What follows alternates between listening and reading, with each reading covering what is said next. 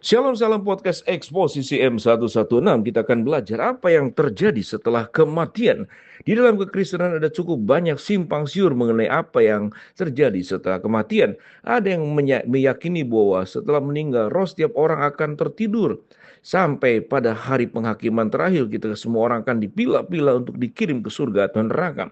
Ada juga yang percaya bahwa pada hari saat meninggal manusia langsung dihakimi dikirim ke tempat tujuan kekalnya.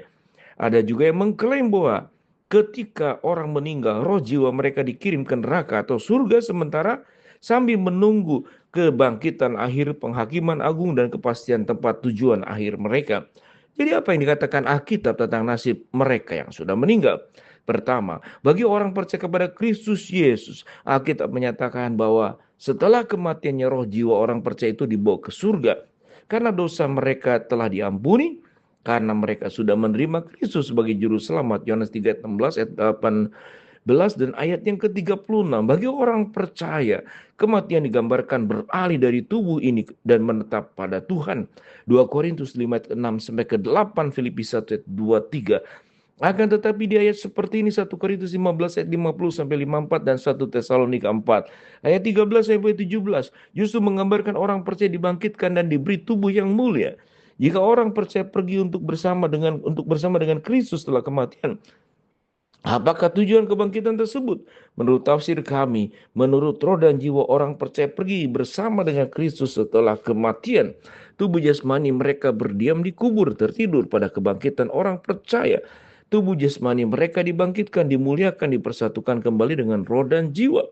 Persatuan kembali antara tubuh, jiwa, dan roh akan menjadi bagian orang percaya selamanya dalam langit dan bumi baru. Wahyu 21 sampai dengan kedua-dua. Kedua, bagi mereka yang belum menerima Yesus Kristus sebagai juru selamat, kematian berarti hukuman kekal. Sama halnya dengan takdir orang percaya yang tidak percaya juga sepertinya.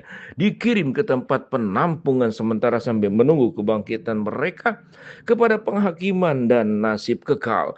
Lukas 16 ayat 23 sampai 22 sampai 23 menggambarkan orang kaya yang langsung menderita setelah mati. Wahyu 20 11 sampai 15 menggambarkan semua orang tidak percaya dibangkitkan dari kematian, dihakimi di tahta suci agung yang kemudian dilemparkan ke danau api. Jika demikian, orang tidak percaya tidak langsung dikirim ke neraka atau danau api setelah kematian, melainkan mereka berada di suatu tempat penghakiman setelah tertuduh.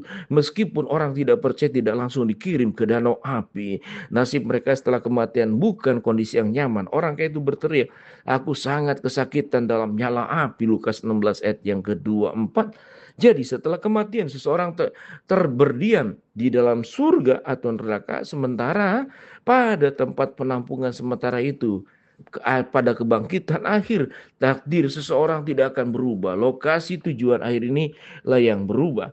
Orang percaya akan diperbolehkan masuk ke dalam langit dan bumi baru. Wahyu 21 ayat 1. Orang tidak percaya padanya dikirim ke danau berapi-api. Wahyu 20 11 sampai 15. Ini adalah tujuan akhir yang kekal bagi mereka semua yang berdasarkan apakah mereka mempercayai Yesus Kristus untuk keselamatan mereka. Matius 25 ayat ke-46, Yohanes 3 ayat yang ke-36. Shalom, itulah podcast eksposisi apa yang terjadi setelah kematian. Amin.